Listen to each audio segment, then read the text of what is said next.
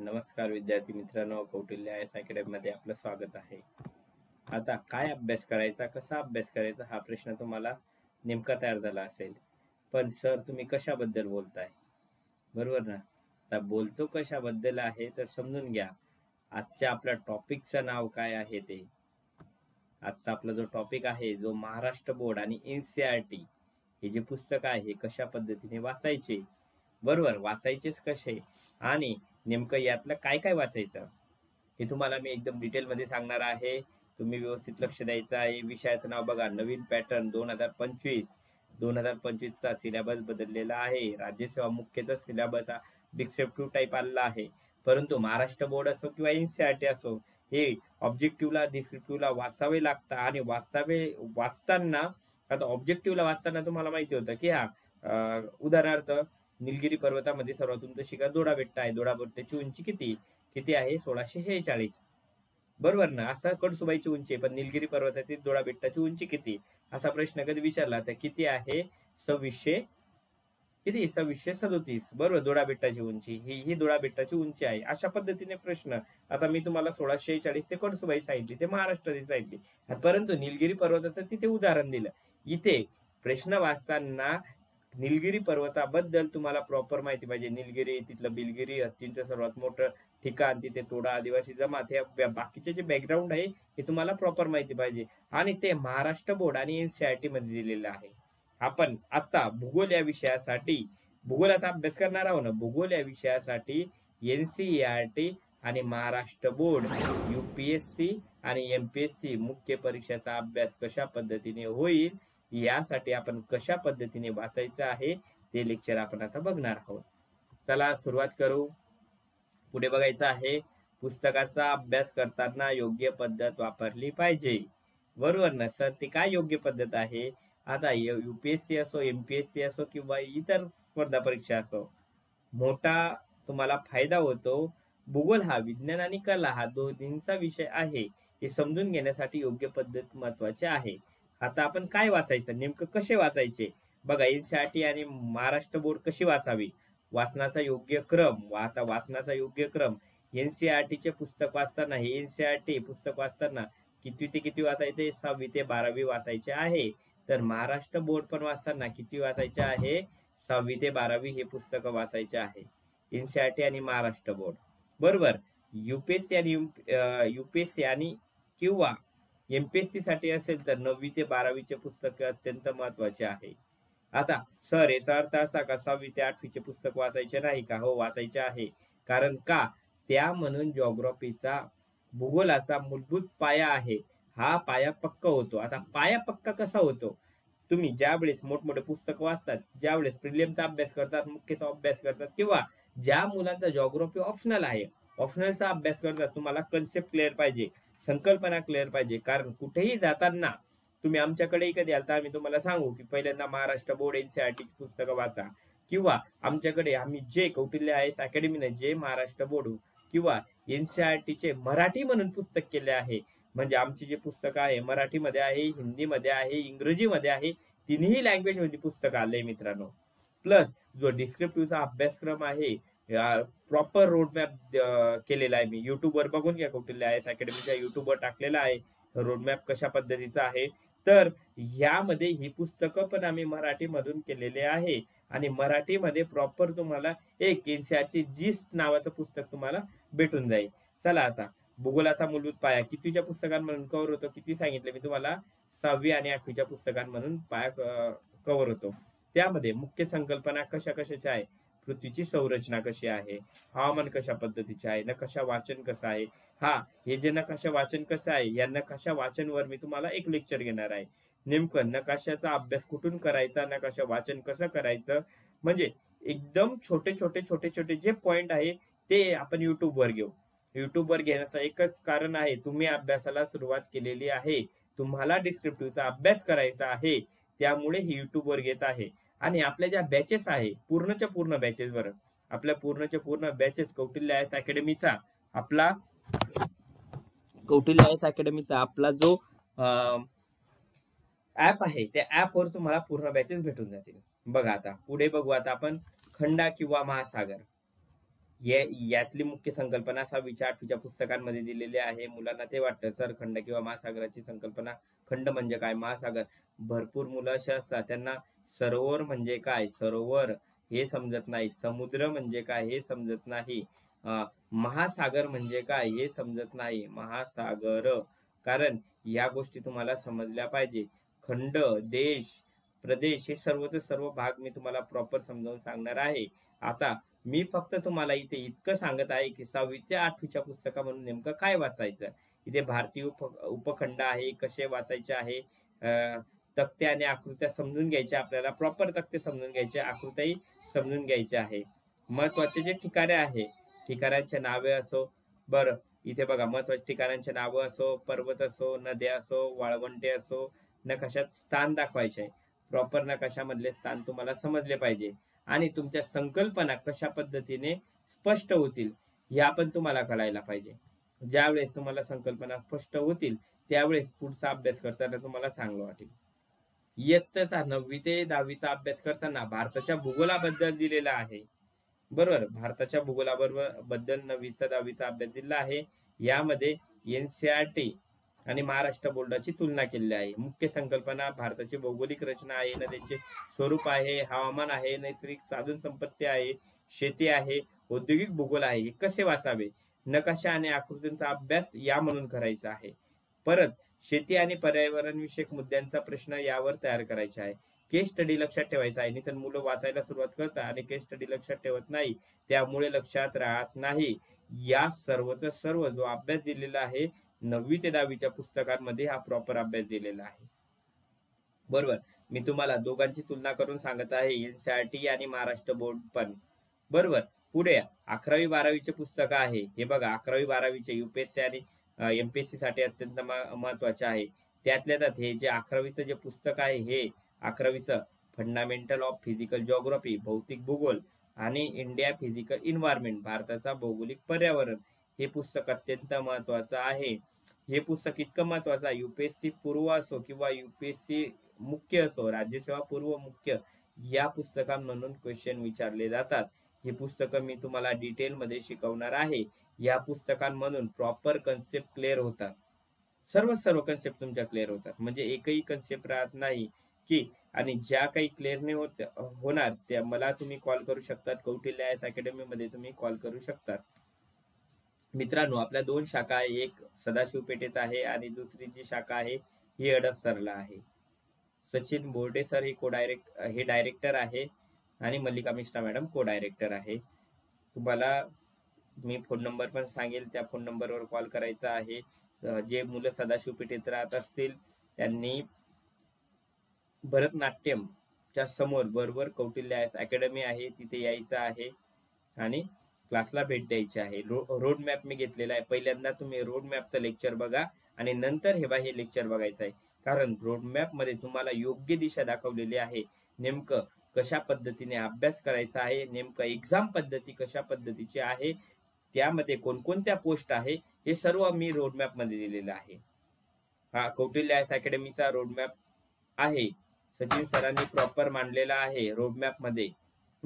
पुढे एनसीईआरटीचे 12वीचं जे पुस्तक आहे, ह्युमन जिओग्राफी आहे, मानवी भूगोल आहे आणि इंडिया पीपल अँड इकॉनॉमी म्हणजे लोकसंख्या आणि अर्थव्यवस्था ही पुस्तकं आहे. असे 11वी 12वीचे हे 2 पुस्तकं आहे. यामध्ये व्यवस्थित वाचायचे आहे, प्रॉपर संकल्पना कव्हर करायच्या आहे. ज्या संकल्पना समजल्या नाही अकॅडमी मध्ये येऊन विचारायचं आहे. आपली बॅच इंग्रजी, मराठी, हिंदी या तिन्ही लँग्वेज मध्ये आपली बॅच तयार आहे. ज्यांना लाईव्ह पाहायचे आहे ते लाईव्ह बघू शकतात, रेकॉर्डेड ऐकायचे आहे रेकॉर्डेड ऐकू शकतात आणि ज्यांना ऑफलाईन करायचे आहे ते ऑफलाईन करू शकतात. इथे बघा टोपोग्राफी आहे, हवामान आहे, पर्यावरण आहे, लोकसंख्या विभाजन समजून घ्या. स्वतः नकाशा काढा, नकाशा कशा पद्धतीने काढायचे, नकाशाचा कसा अभ्यास करायचा हे सुद्धा मी तुम्हाला सांगणार आहे. महत्वाच्या संज्ञा ज्या आहे कोणकोणत्या आहे, मान्सून म्हणजे काय, एल निनो कशा पद्धतीने आहे, पश्चिम झंझावात कशा आहे, या गहन मुद्द्यांचा अभ्यास करायचा आहे. मालथसचा सिद्धांतावर प्रॉपर अभ्यास करायचा आहे. भूमितीय पद्धतीने आणि गणितीय पद्धतीने कशी वाढत जाते हे प्रॉपर व्यवस्थित बघायचं आहे. कारण हा मालथसनं लोकसंख्या सिद्धांत सांगितलेला आहे. आपले जे कृषीचे प्रकार आहे, शहरीकरण आहे, लोकसंख्याच्या संकल्पना आहे, या पुस्तकांमध्ये दिलेल्या आहे. प्रत्येक प्रकरण वाचताना खालील तंत्रे वापरावे. आता खालील तंत्रे कोणकोणते तंत्रे वापरा बघा. इथे स्किमिंग अँड स्कॅनिंग टेक्नॉलॉजीचा वापर करावा. प्रथम सुरुवातीला काय करायचं आहे, सुरुवातीला प्रकरणावर एक नजर टाकायची आहे. नंतर मुख्य मुद्दे लक्षात घ्यायचे आहे. त्यानंतर प्रत्येक परिच्छेद वाचून महत्वाचे जे पॉइंट आहे ते हायलाइट करायचे असे पेनाने. आता मी तुम्हाला बघा इथे हायलाइट करा, असं गोल पेनाने हायलाइट करायचं आहे. कोणी मार्कर वापरायचं आहे, असं प्रॉपर करा. म्हणजे तुम्ही ज्या वेळेस दुसऱ्या वेळेला तुम्ही एनसीईआरटीचे पुस्तक वाचाल किंवा महाराष्ट्र बोर्डचे पुस्तक वाचाल, तुम्हाला फक्त ह्या हायलाइट केलेल्या पॉइंटवरच तुम्हाला जास्त भर द्यायचा आहे.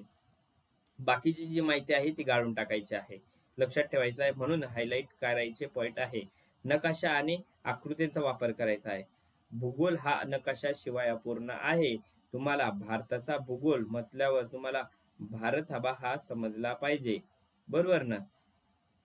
हा आपला भारताचा नकाशा आहे, म्हणजे तुम्हाला भारत कशा पद्धतीने आहे हे तुम्हाला समजलं पाहिजे. तुम्हाला नकाशा थोडा आपला बारीक झाला आहे, ठीक आहे, पण हा इथे असा जोडतो मी तुम्हाला. आपला भारत आहे. तुम्हाला भारताचा भूगोलाचा अभ्यास करताना तुम्हाला प्रॉपर, आता मी उदाहरणार्थ नदी प्रणाली सांगत आहे, तुम्हाला हे समजलं पाहिजे. या ठिकाणून अशी गोदावरी नदी वाहते, इथून अशी कृष्णा नदी वाहते, इथे भीमा नदी कृष्णा नदीचा संगम अशी कृष्णा नदी आहे. वर इथून तापी नदी आहे, त्याच्यावरून इथे नर्मदा नदी आहे, इथे साबरमती नदी येऊन मिळते. ह्या खंबातच्या आखाताजवळ येऊन मिळतात.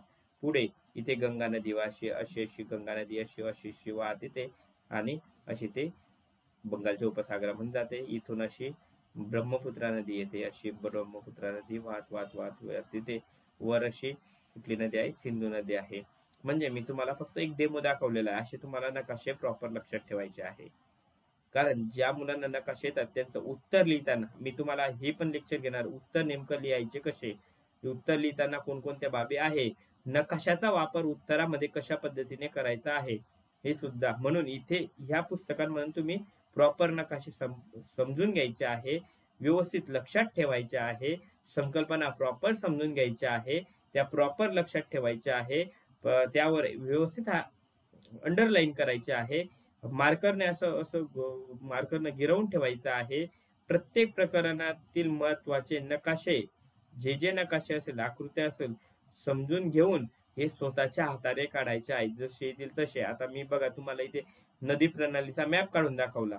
आता तुम्ही मला कधी म्हटलं असतं सर मला तुम्ही पर्वतांचा मॅप काढून दाखवा, लगेच मी इथे हिमालय दाखवला असता, इथे सातपुडा पर्वत दाखवलेला असता, इथे सह्याद्री पर्वत दाखवलेला असता, या ठिकाणी हरिश्चंद्र बालाघाट तुम्हाला इथे दाखवलेला असता, या ठिकाणी तुम्हाला गडजातच्या टेकड्या दाखवलेल्या असतात. म्हणजे इथे डामियामी या टेकड्या दाखवलेल्या असतात, इथे गारो, काशी, जयंतिया, पतकोई या टेकड्या तुम्हाला इथे प्रॉपर दाखवल्या, इथे अरवली दाखवलेल्या असतात. म्हणजे हा आपला पर्वतांचा मॅप झाला, बरोबर ना.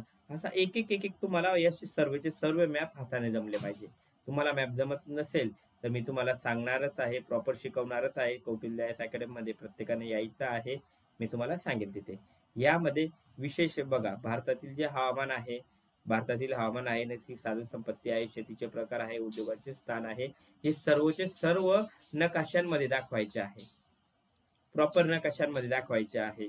कारण ज्या वेळेस तुम्ही अशा गोष्टी नकाशांमध्ये प्रॅक्टिस करा, त्यावेळेस तुम्हाला उत्तर लिहिताना किंवा बाकीचा प्रिलियम साठी अभ्यास तुम्हाला स्वतः म्हणजे हा सोपा जाणार आहे. स्वतः नोट्स तयार करायच्या आहे. म्हणजे मी तर तुम्हाला नोट्स देणार आहे, कौटिल्य अकॅडमी तुम्हाला नोट्स देणार आहे, परंतु काही छोट्या नोट्स तुम्ही स्वतः तयार करून ठेवायचे आहे. म्हणजे एक चॅप्टर एका पेज मध्ये बसायला पाहिजे, दुसरं चॅप्टर दुसऱ्या पेज मध्ये. म्हणजे 10 चॅप्टर असेल तर 10-12 पेजच्या नोट्स किंवा जास्तीत जास्त 20-25 पेजच्या नोट्स पाहिजे. कारण ह्या नोट्स रिव्हिजन मारण्यासाठी कामात येतील. शॉर्ट नोट्स तयार करायचे आहे, ट्रिक्स लावायचे आहे, कारण मुलांना ट्रिक्स पण लावताना प्रॉब्लेम येतात. ट्रिक्स लावायचे आहे म्हणजे असं की आता मी तुम्हाला एक ट्रिक सांगतो.